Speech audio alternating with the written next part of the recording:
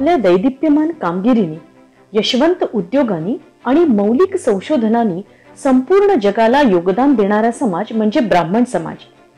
तेजस्वी बुद्धिमत्ता, ओजस्वी चारित्र्य, परंपरागत सात्विकता, प्रामाणिकपणा, विश्वासार्हता, राष्ट्रभक्ती आणि समाजासाठी योगदान देण्याची वृत्ती असलेला असा हा ब्राह्मण समाज. असे प्रज्ञावंत ब्राह्मण उद्योग क्षेत्रामध्ये आल्यावर आज नीतीने चालवलेल्या उत्कृष्ट उद्योगांचा आदर्श जगापुढे ठेवला जातोय. ब्राह्मण उद्योजकांचं उत्पादन आणि सेवा म्हणजे गुणवत्तेची हमी मानली जाते आणि म्हणूनच ब्राह्मण उद्योग हाच एक ब्रँड झालाय. आता गरज आहे आपण ब्राह्मणांनी उद्योग क्षेत्रातील हा गुणसंपन्न वारसा पुढे नेण्याची. यापुढचा काळ जागतिक तंत्रज्ञानाचा आहे. म्हणूनच सर्वच ब्राह्मणांनी स्वतःचा उत्तम उद्योग करणं, उद्योगातून पैसा मिळवणं आणि आर्थिक दृष्ट्या समृद्ध होणं ही काळाची गरज आहे. ब्राह्मणांचे उद्योग वेगाने वाढण्यासाठी ब्राह्मणांनी संघटित होऊन एकमेकांना मदत करणं गरजेचं आहे आणि ही गरज ओळखण्याचं मोलाचं काम केलंय नाशिक मधील नामवंत उद्योजक माननीय श्रीयुत श्रीपाद कुलकर्णी यांनी. मनात विचार आल्यावर फेसबुकच्या माध्यमातून श्रीपाद सरांनी ब्राह्मण उद्योजकांचं एकत्रीकरण आजमावायला सुरुवात केली आणि त्यांना साथीदार मिळत गेले. 2012 साली सुरू झालेला हा सिलसिला 2014 साली नाशिक मध्ये रितसर सुरू होणाऱ्या मीटिंग पर्यंत विकसित झाला. देशस्थ ऋग्वेदी सारखी संस्था मदतीला पुढे आली. शिवाय विविध देशातील ब्राह्मण व्यावसायिक देखील जोडले गेले आणि म्हणूनच या जागतिक ब्राह्मण उद्योजक संस्थेचं नाव ठेवलं गेलं BBNG, अर्थात ब्राह्मण बिझनेस नेटवर्क ग्लोबल.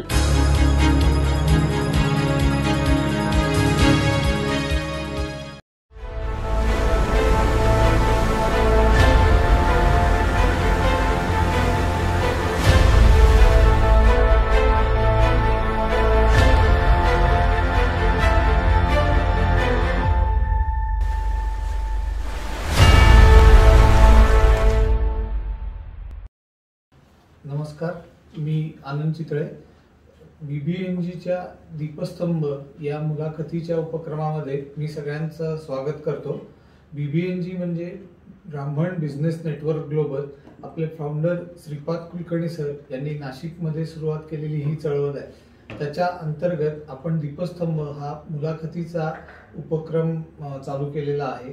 त्याच्यात आज एक सगळ्या महाराष्ट्राला पडलेला जो एक प्रश्न आहे की गेला माधव कुणीकडे, तर त्याचं उत्तर आम्हाला मिळालेलं आहे आणि त्या उत्तराच्या बरोबर पुढची गोष्ट म्हणजे एका लग्नाची गोष्ट आणि एका लग्नाची पुढची गोष्ट याचीही उत्तरं आम्हाला मिळालेली आहेत. सो आज आपल्या मुलाखतीसाठी प्रसिद्ध अभिनेते प्रशांत दामले सर इथे उपस्थित झालेले आहेत. सर, मी मनापासून तुमचं स्वागत करतो. सर्वांना नमस्कार. दीपस्तंभ म्हणजे काय याची ओळख करून देण्यासाठी मी दीपस्तंभ प्रकल्प प्रमुख शीतल अर्जुन वाडकर यांना विनंती करतो की त्यांनी दीपस्तंभची माहिती द्यावी. थँक्यू आनंद सर. नमस्कार. आणि तुमचं BBNG आणि दीपस्तंभच्या व्यासपीठावर खूप खूप स्वागत आहे. आता आनंदने थोडक्यात ओळख करून दिली. तसं BBNG म्हणजे ब्राह्मण बिझनेस नेटवर्क ग्लोबल. अनेक वर्ष ही संस्था सातत्याने ब्राह्मण समाजासाठी कार्यरत आहे आणि आपल्या समाजाचं एक जे रेकॉग्निशन किंवा आहे की एक उद्योगशील समाज म्हणजे आपण सगळ्यांना गिव्हर होऊ शकतो यासाठी कार्यरत आहे. आज फेसबुकवर आपले 78,000 पेक्षा जास्त मेंबर्स आहेत. वेगवेगळ्या चॅप्टर्स महाराष्ट्रात, महाराष्ट्राच्या बाहेर आणि आता लवकरच भारताबाहेरही आपले चॅप्टर्स सुरू होतात. स्ट्रक्चर्ड मीटिंग्स असतात आणि त्याच्यामधनं विचारांच्या देवाणघेवाणीबरोबर बिझनेसची सुद्धा ट्रान्झॅक्शन्स होत असतात. आता कोरोनासारखी परिस्थिती आली किंवा अनेक काय म्हणतात त्याला औद्योगिक मंदी येत असते, त्याच्यामध्ये बरेच बिझनेस हे अफेक्ट होत असतात. मग आता हे बिझनेसमन जे आहेत त्यांनी खचून न जाता भक्कमपणे कसं उभं राहावं, त्याच्यासाठी काय करता येईल, तर त्या ह्याच्यातनं श्रीपाद सरांनी दीपस्तंभ ही संकल्पना आमच्या पुढे मांडली. दीपस्तंभ नावातच सगळं आहे. आता ह्याच्यात आम्ही काय करतो, तुम्ही आमच्यासाठी दीपस्तंभ आहात. आज तुम्ही एक एवढं मोठं प्रोडक्शन हाऊस, नाटक अनेक वर्ष सातत्याने करताय, कुठेही न थांबता तुमचा प्रवास सुरू आहे.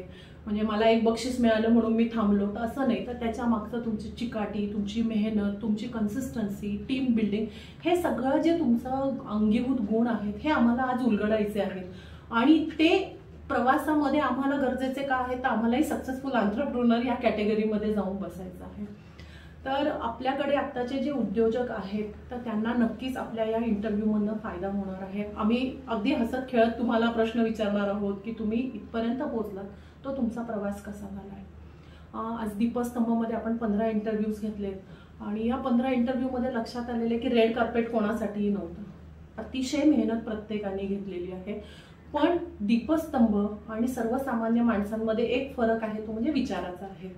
एक तो विचार कुठला आहे की ज्याच्याने ही शिफ्ट झाली आणि आज तुम्ही आम्हाला दीपस्तंभ आहात. हा आम्ही एक प्रयत्न करणार आहोत तुमचा प्रवास उलगडायचा आणि तुम्हाला जाणून घेण्याचा. तर सर तुमचं खूप खूप स्वागत आहे. तुम्ही आम्हाला वेळ दिली. आम्ही खरंच खूप तुमचे काय म्हणतात त्याला ओब्लाइज आहोत आणि आय एम व्हेरी शुअर की आपल्या सगळ्या व्ह्युअर्सना हा इंटरव्ह्यू खूप इन्स्पायरिंग असणार आहे. तर आपण सुरुवात करूया. सर्वप्रथम मी सांगू इच्छितो की दीपस्तंभ, तुम्ही मला दीपस्तंभ म्हणताय.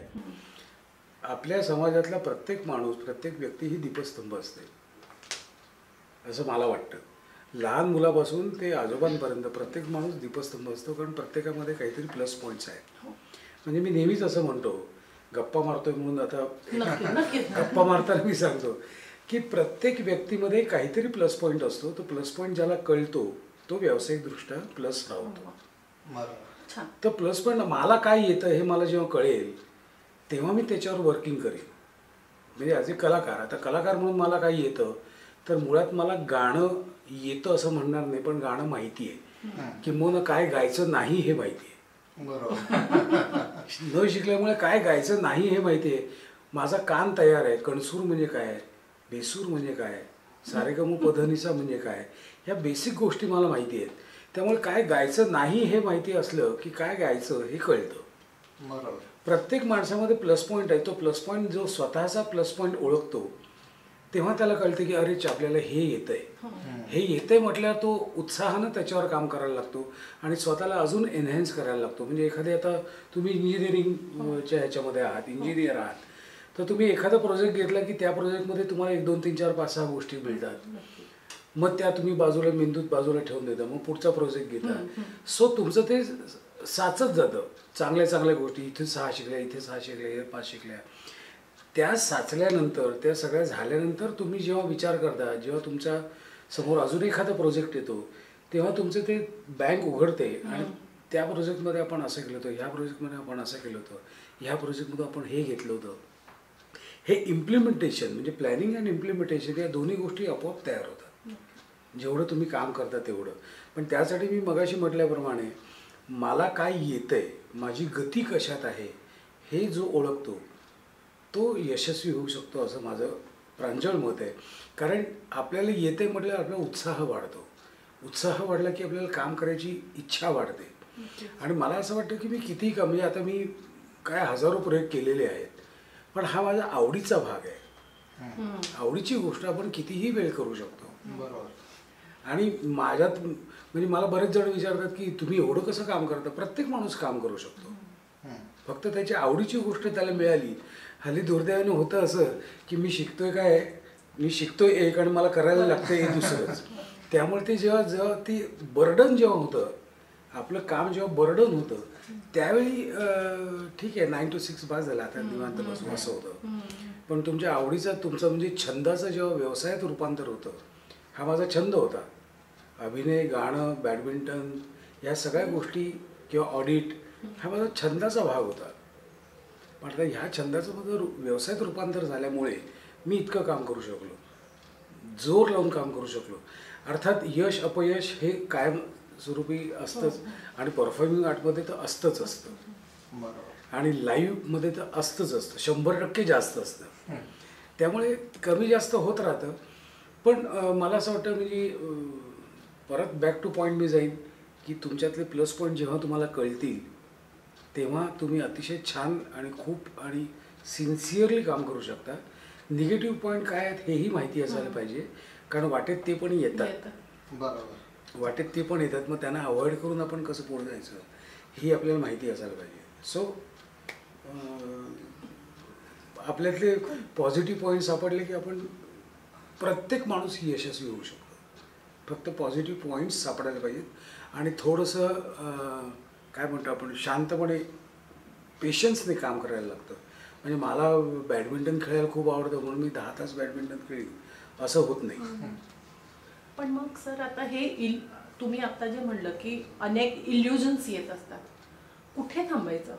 का थांबायचं? कारण मला हे पण येतंय, मला हे पण येते, पण मी कुठे एक्सेल करतो हे तुम्हाला कसं लक्षात आलं? आता तेच म्हणतो, आता एका वेळी म्हणजे आता माझं जे आपण जेव्हा वयात येतो म्हणजे साधारणपणे 20, 22, 25 या वयात आपल्याकडे अनेक गोष्टी असायला हव्यात. अनेक गोष्टी असाव्यात म्हणजे वेगवेगळ्या फील्डमध्ये असायला हव्यात. म्हणजे मी बॅडमिंटन खूप छान खेळायचो, मला बॅडमिंटन अतिशय आवडायचं, मी खेळायचो. माझं आय एम टॉकिंग अबाउट 78, माझा टायपिंगचा स्पीड उत्तम होता, माझा शॉर्ट हँडचा स्पीड उत्तम होता. ह्या 2 गोष्टी वेगळ्या आहेत. बॅडमिंटन वेगळं आहे. मला ऑडिट उत्तम मी ऑडिट पण केलेलं आहे. त्यामुळे माझे तुम्ही जेव्हा हिशोब बघाल तेव्हा माझ्या उलट्या लाईन्स असतात. आपण असं करेक्ट करतो, असं उलटं ऑडिटवाले उलटे मारतात. असे गाणं होतं, थोडासा अभिनय होतो, म्हणजे 6-7 गोष्टी चालू असतात आणि या 6-7 गोष्टी कंटिन्युअस चालू असतात 8 ते 10 वर्ष.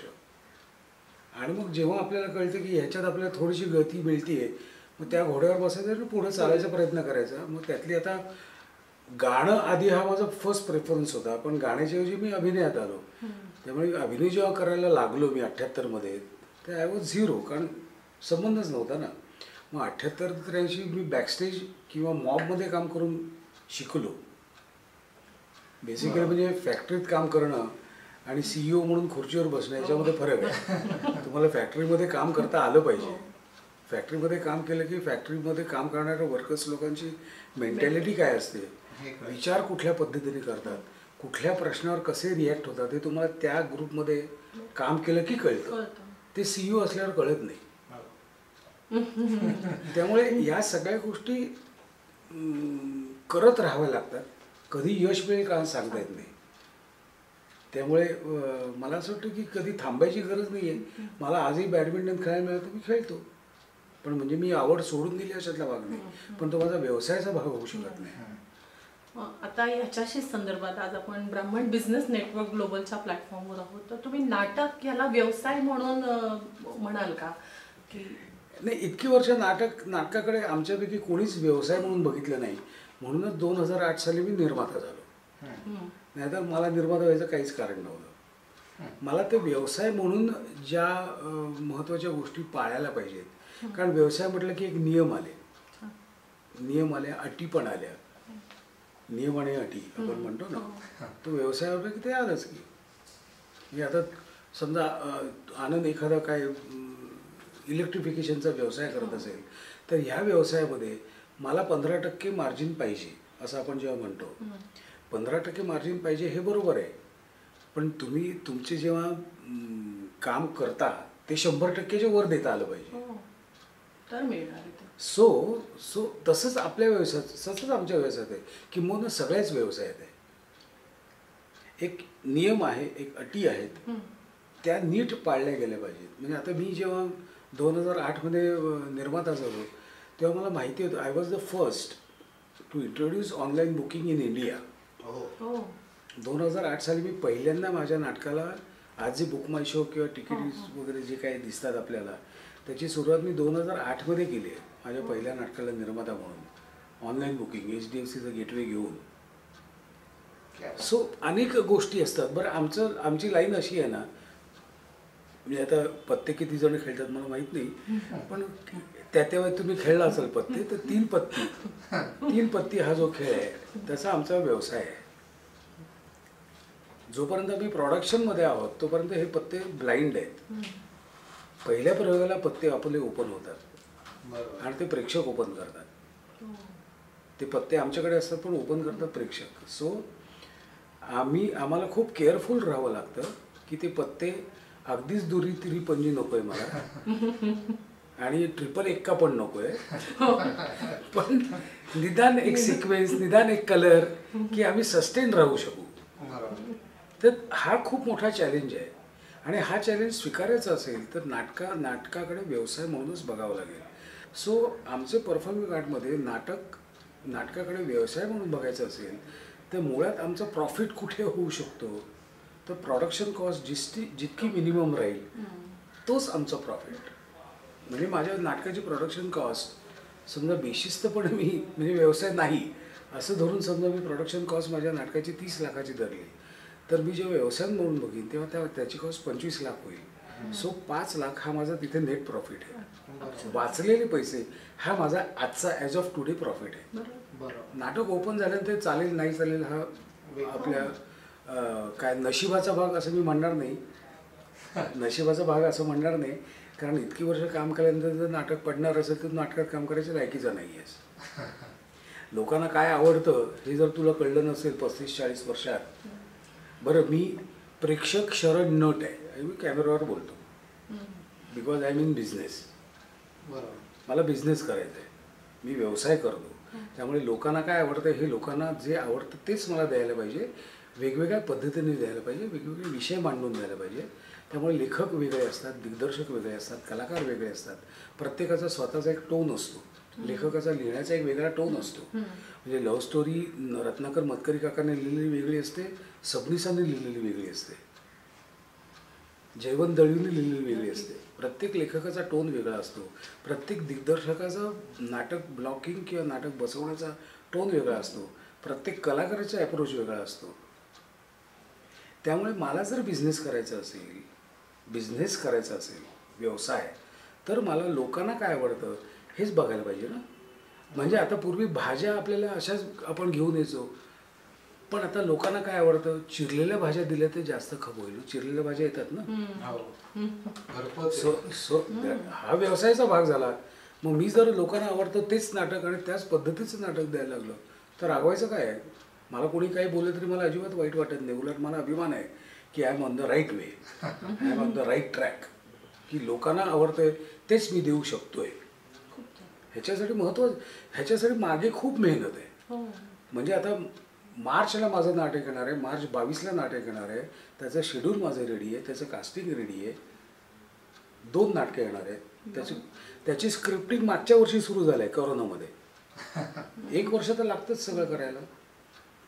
नवीन लग्न झालेली मुलगी जेव्हा सासरी येते तेव्हा पुरणपोळी येत नसेल तर पुरणपोळी यायला तिला 4-5 महिने तरी जातात. मग हे तर परफॉर्मिंग आर्ट आहे. पुरणपोळी झालेली तुम्हाला दिसते, आम्हाला कळत पण नाही झाली की नाही, इथपासून तयारी आहे. सो आपला बेसिक आपला जो काय म्हणतो रॉ मटेरियल आहे ते नाटकाची स्क्रिप्ट आहे. त्या संहितेपासून ते पहिल्या प्रयोगापर्यंत या सगळ्या गोष्टी ज्या आहेत ह्याला कमी कमी वर्षभराचा पिरियड लागतो.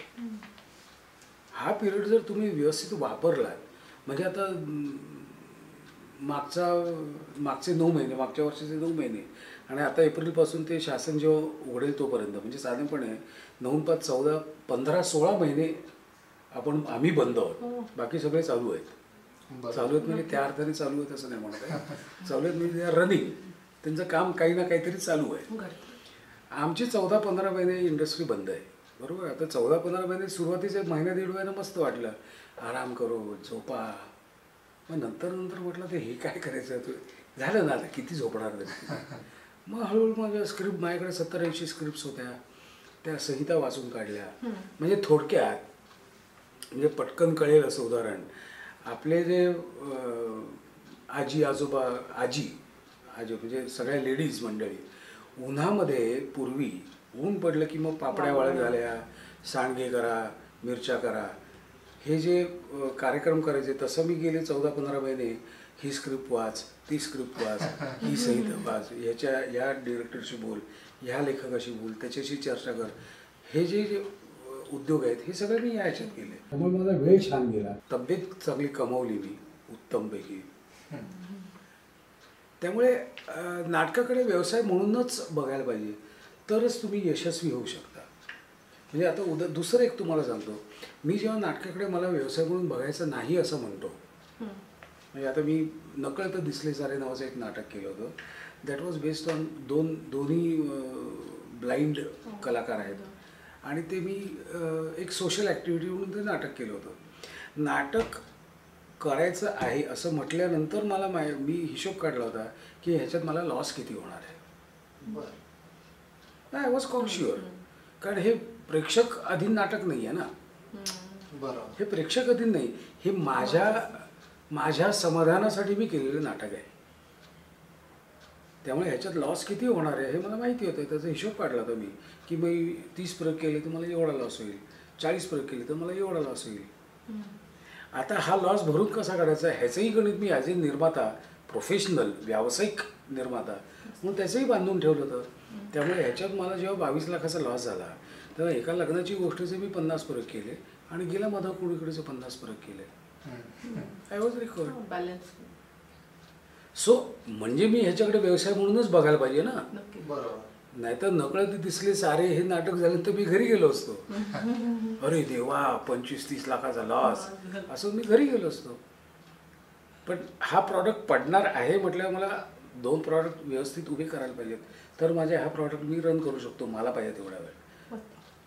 खूप छान. मला माझ्या प्रश्नाचं खूप छान उत्तर मिळालं. आणि याच्यातनं एक काय कळलं की तुमची मेहनत किती आहे, त्याचं बॅकग्राऊंड वर्क किती आहे. म्हणजे एक नाटक जेव्हा रंगमंचावर येतं तर त्याच्या आधीची कदाचित 1.5-2 वर्षाची ही मेहनत असते जी. एका लग्नाची पुढची गोष्टचं पहिलं वाचन ऑक्टोबर 2018ला झालं होतं आणि त्या नाटकाचं ओपनिंग झालं 17 नोव्हेंबर 2019. एक वर्ष, एक पूर्ण वर्ष म्हणजे 7-8 वेळा ते रिराईट झालं. आणि जेव्हा नाटकाचं ब्लॉकिंग कम्प्लीट झालं तेव्हा ते नाटक 3.25 तासाचं ब्लॉकिंग झालं होतं. आणि मग ते नाटक स्वतः निर्माता आणि दिग्दर्शक तोच आहे, दिग्दर्शक आणि लेखक तोच आहे. म्हणजे मी कौतुकाने म्हणतो, अद्वैत दादरकर कौतुकाने म्हणतो की हा पहिला दिग्दर्शक मी बघितला की जो स्वतः लेखक असून सुद्धा नाही हे कापून टाक, नाही हा विनोद चांगला आहे पण कापून टाक नको असं म्हणणार मी पहिला दिग्दर्शक आणि लेखक बघितला. त्यामुळे एका लग्नाची पुढची गोष्ट आत्ता जे कापलेलं व्हर्जन आहे तेवढंच व्हर्जन बाकी आहे. त्यामुळे जर इच्छा झाली तर एका लग्नाची शेवटची गोष्ट पण करू शकतो. सर, व्यवसाय म्हणलं की त्याची एक शैली असते. प्रत्येक व्यावसायिकाची एक शैली असते. जसं तुम्ही तुमची एक शैली ठरवली की विनोद ही शैली आहे. म्हणजे महाराष्ट्रात जेव्हा विनोद या विषयावर आपण बघतो त्यावेळी लक्ष्मण बेर्डेंचं नाव येतं, अशोक सराफांचं नाव येतं आणि तिसरं तुमचं नाव येतं.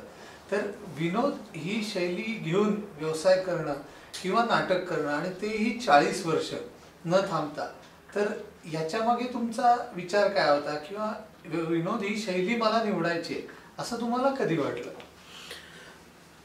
नाही, विनोद शैली आपण निवडूया वगैरे असं मी काही ठरवून केलं नाही. 83 ते 92 हा सगळा जो पिरियड होता तो 100% संघर्षाचा होता. म्हणजे 83मध्ये टूरटूर, 85ला मोरूची मावशी, मग 86ला ब्रह्मचारी, मग अजून काही नाटकं, मग काही चांगले चित्रपट, काही बरे चित्रपट, काही थर्ड क्लास चित्रपट, काही न लागलेलेच चित्रपट, असं सगळं होतं. मग 92ला गेला माधव कोणीकडे आलं आणि गेला माधव कोणीकडच्या पहिल्या प्रयोगापासून जो धमाका सुरू झाला. ॲक्च्युली कसं आहे की रन टाईममध्ये आपल्याला कळतं की आपल्याला काय शिकायचं आहे.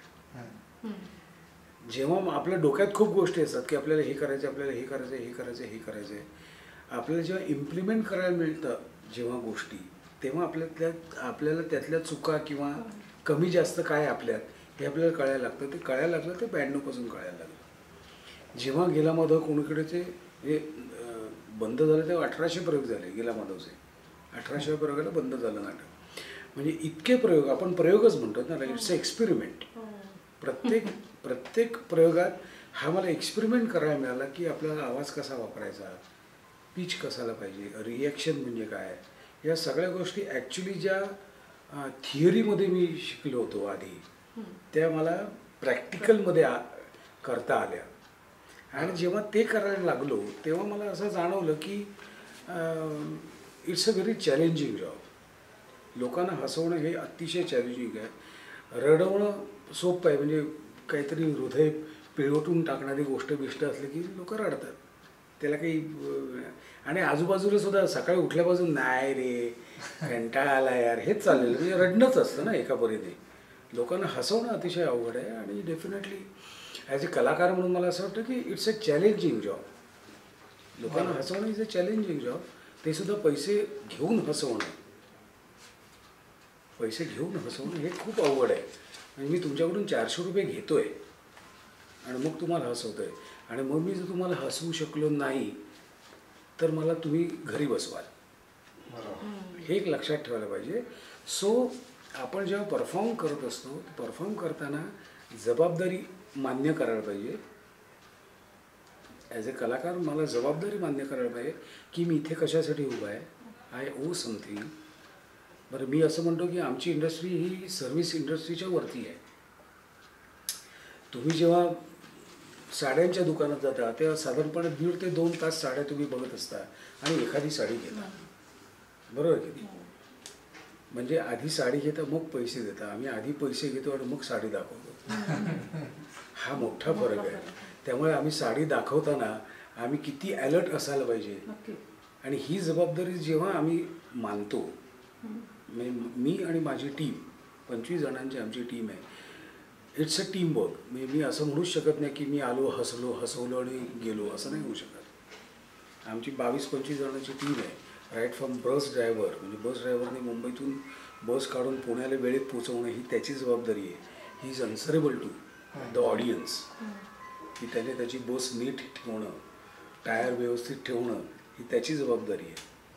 बस इथे आल्यानंतर वेळेत सेट उतरवणं ही बॅकस्टेज आमची जी रंगमंच कामगार आहेत त्यांची जबाबदारी आहे. व्यवस्थित लाईटिंग करणं या लाईटमॅनची जबाबदारी आहे. म्हणजे हा टीम वर्कचा भाग झाला. आणि ही 22-25 जणांची टीम जेव्हा मनाने ठरवते की we are answerable to the audience, तेव्हाच ते नाटक चांगलं होतं. बरं, दुसरी गोष्ट अशी आहे की एकमेकांचे माझं म्हणणं असं आहे की नाटक करत असताना त्या नाटकातले टीम मेंबर्स जेव्हा एकमेकांच्या चुका झाकत काम करतात तेव्हा ते नाटक उत्तम होतं. बरोबर. इथे 100% परफेक्शन कोणाचंच नाही आहे. Nobody is 100% perfect. मी पण नाही आहे. म्हणजे मी जरी खूप प्रयोग केले असले तरी त्या सेकंदाला मी विसरू शकतो. मग त्यावेळी कोआर्टिस्टचं काम राहतं की म्हणून रिहर्सल महत्त्वाची आहे. रिहर्सलमध्ये आम्ही ग्रँड रिहर्सल किंवा आमच्या नॉर्मल रिहर्सलमध्ये आम्ही एकमेकांकडे बघून काम करत असतो.